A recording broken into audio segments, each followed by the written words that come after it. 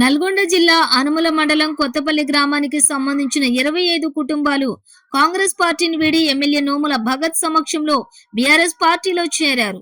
TRS party చేసే అభివృద్ధి పనులకు ఆకర్షితులై పార్టీలో చేరామన్నారు. కొత్తపల్లి గ్రామస్తులు ఈ విషయాన్ని తెలిపారు.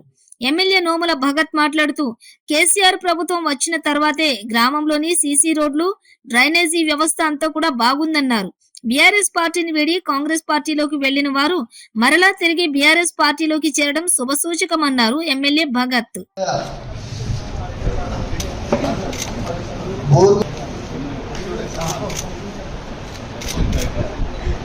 మోటమరి మురళి,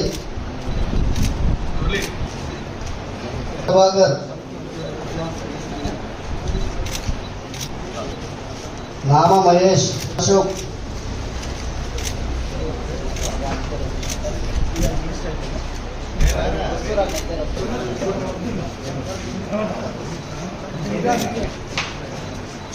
మల్లికార్జున్,